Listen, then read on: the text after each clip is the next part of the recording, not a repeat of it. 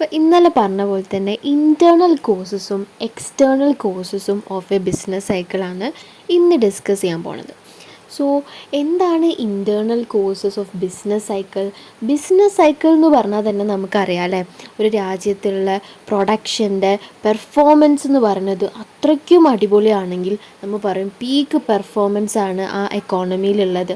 അപ്പോൾ നമ്മൾ പറയും ബൂമിലാണ് എക്കോണമി പൊയ്ക്കൊണ്ടിരിക്കുന്നതെന്ന് പറയും. പക്ഷെ നേരെ മറിച്ച് രാജ്യത്തുള്ള പ്രൊഡക്ഷൻ്റെ പെർഫോമൻസ് എല്ലാതും തീരെയില്ല, ഭയങ്കര സ്ലോ ആണ്, അല്ലെങ്കിൽ GDP ഒക്കെ വളരെ കുറവാണ്, നെഗറ്റീവൊക്കെ ആണെങ്കിൽ നമ്മൾ പറയും രാജ്യം ഡിപ്രഷനിലൂടെയാണ് കടന്നു പോകുന്നത്.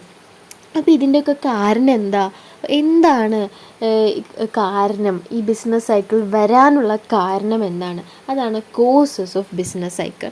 അപ്പം ഒന്ന്, രാജ്യത്തെ ഇക്കോണമിയുടെ കൺട്രോളിലുള്ള കാര്യം കൊണ്ടും ബിസിനസ് സൈക്കിൾ വരാം, ഇക്കോണമിയുടെ കൺട്രോളിൽ ഇല്ലാത്ത കാര്യം കൊണ്ടും ബിസിനസ് സൈക്കിൾ വരാം. അപ്പം ഇക്കോണമിയുടെ കൺട്രോളിൽ ഉള്ള കാര്യം കൊണ്ടാണ് ബിസിനസ് സൈക്കിൾ വരുന്നതെന്നുണ്ടെങ്കിൽ അതിന് ഇൻറ്റേർണൽ കോഴ്സസ് എന്ന് പറയും.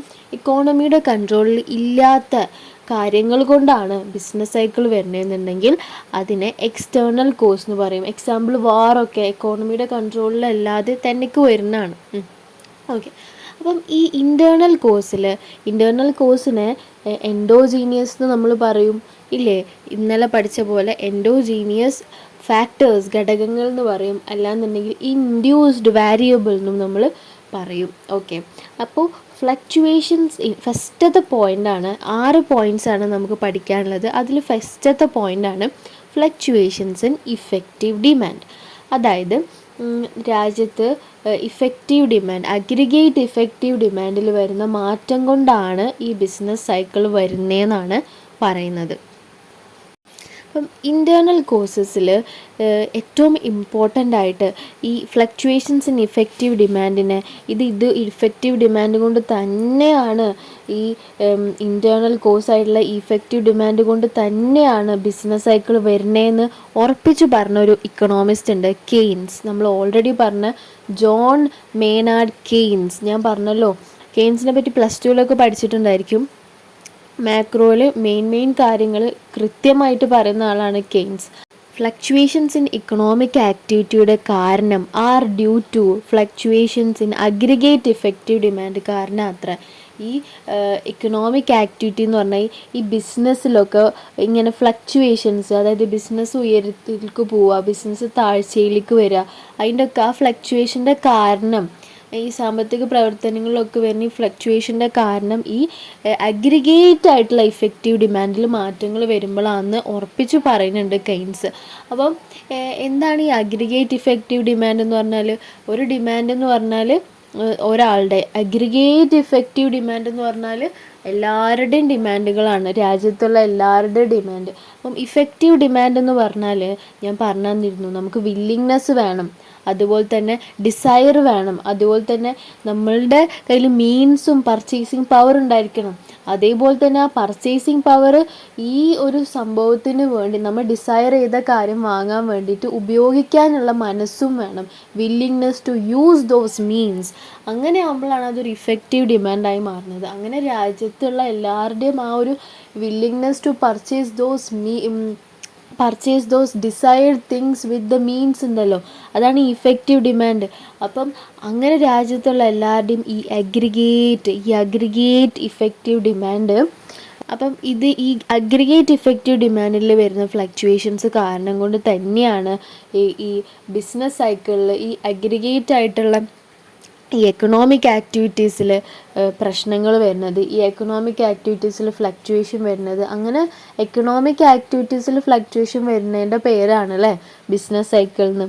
ഓക്കെ, അപ്പോൾ ഇദ്ദേഹം പറയുകയാണ്, ഇനി ഫ്രീ മാർക്കറ്റ് എക്കോണമി അല്ലെങ്കിൽ ക്യാപിറ്റലിസ്റ്റിക് എക്കോണമിയിൽ maximising profit is the aim of the business. Yes, driving force of a business in a capitalism എന്ന് പറഞ്ഞാൽ എന്താണ്? ക്യാപിറ്റലിസം എന്ന് പറഞ്ഞാൽ പ്രൈവറ്റ് മാത്രം ഓൺ ചെയ്ത് ഓപ്പറേറ്റ് ചെയ്ത് പോകുന്ന സ്ഥലമാണ് അല്ലേ, ഒരു എക്കോണമിയാണല്ലേ. അപ്പോൾ അവിടെ മാക്സിമൈസിങ് പ്രോഫിറ്റാണ് driving motive of a business. അപ്പം higher level of demand, aggregate demand higher ആണെങ്കിൽ induce business men to produce more. കൂടുതൽ എന്താണോ ആ രാജ്യത്ത് ക്യാപിറ്റലിസത്തിൽ എന്താണോ ഡിമാൻഡ് ഉള്ളത് ആ സംഭവം മാത്രമേ പ്രൊഡ്യൂസ് ചെയ്യുള്ളൂ. കൺസ്യൂമർ സൊവേറിനിറ്റി ഓർമ്മയില്ലേ, കൺസ്യൂമർ ഇസ് ദ കിങ്. അപ്പോൾ കൺസ്യൂമറിന് എന്താണോ ഡിമാൻഡ് ഉള്ളത് അതായിരിക്കും പ്രൊഡ്യൂസർ പ്രൊഡ്യൂസ് ചെയ്യുന്നത്. അല്ലാണ്ട് പ്രൊഡ്യൂസർ ഇഷ്ടത്തിന് ഒരിക്കലും പ്രൊഡ്യൂസ് ചെയ്യില്ല. എന്താണോ രാജ്യത്ത് ഡിമാൻഡ് ഉള്ളത് അത് മാത്രം ഹൈ പ്രോഫിറ്റിൽ പ്രൊഡ്യൂസ് ചെയ്യലാണ് ക്യാപിറ്റലിസത്തിൻ്റെ മെയിൻ. അപ്പം അങ്ങനെയാണെങ്കിൽ ഇപ്പോൾ ബിസിനസ്മെനുകളൊക്കെ അഗ്രിഗേറ്റ് ഡിമാൻഡ് ഹയർ ആണെങ്കിൽ എന്തായാലും അവർ പ്രൊഡക്ഷൻ കൂട്ടും. അങ്ങനെ പ്രൊഡക്ഷൻ കൂട്ടിക്കഴിഞ്ഞാൽ ഔട്ട്പുട്ട് കൂടും. There will be more output, more income. അപ്പം ബിസിനസ്മെൻ്റെ കയ്യിൽ കൂടുതൽ ഇൻകം ഉണ്ടാകും. അപ്പോൾ കൂടുതൽ ഇൻകം ഉണ്ടാകുമ്പോൾ അവർ വീണ്ടും വീണ്ടും പ്രൊഡ്യൂസ് ചെയ്യണമെങ്കിൽ എംപ്ലോയീസിനെ ഹയർ ചെയ്യും. അപ്പോൾ എംപ്ലോയീസിനെ ഹയർ ചെയ്ത് കഴിഞ്ഞാൽ മോർ എംപ്ലോയ്മെൻറ്റ് വരും. അങ്ങനെ മോർ എംപ്ലോയ്മെൻറ്റ് വന്നാൽ ആൾക്കാരുടെ കയ്യിൽ പൈസ വരും. അപ്പം ഈ എംപ്ലോയീസ് കൺസ്യൂമേഴ്സും കൂടിയാണല്ലോ, അപ്പോൾ അവരുടെ കയ്യിൽ പൈസ വരും.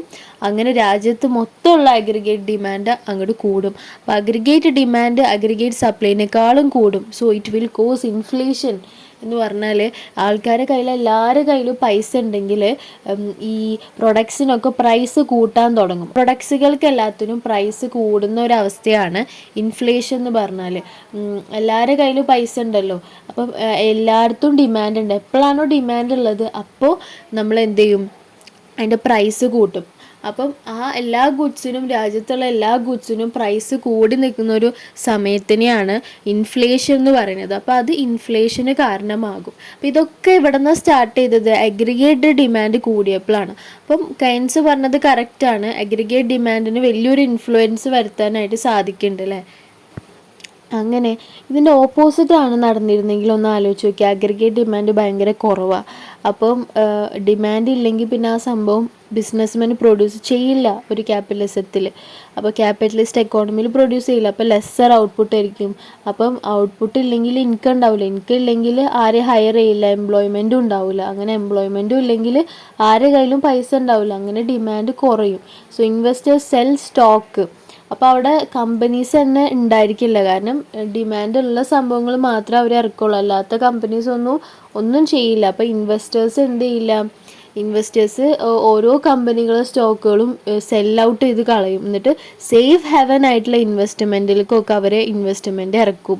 അതായത് ബോണ്ടുകൾ, ഗോൾഡ്, അതുപോലെ തന്നെ $, അതായത് traditionally they do not lose value lose ചെയ്യാത്ത സംഭവങ്ങളിലൊക്കെ റിസ്ക് കുറയ്ക്കാൻ വേണ്ടിയിട്ട് അതിലൊക്കെ എന്ത് ചെയ്യും, സേഫ് ഹെവൻ ആയിട്ടുള്ള ഇൻവെസ്റ്റ്മെൻറ്റിൽ ഇൻവെസ്റ്റ് ചെയ്തിരിക്കും.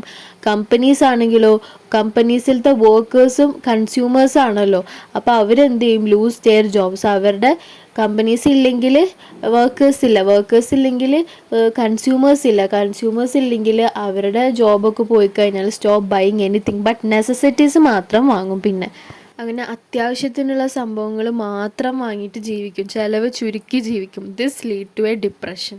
അപ്പം ഇത് ഡിപ്രഷനിലേക്കാണ് അവസാനം പോകുന്നത്. നമുക്ക് കുറച്ച് എൻജോയ്മെൻ്റ് ഇല്ല, ഒന്നുമില്ല, ജസ്റ്റ് അത്യാവശ്യത്തിന് മാത്രം ചിലവഴിക്കുക എന്നൊക്കെ പറഞ്ഞാൽ ഒന്ന് ആലോചിച്ച് നോക്കിയേ.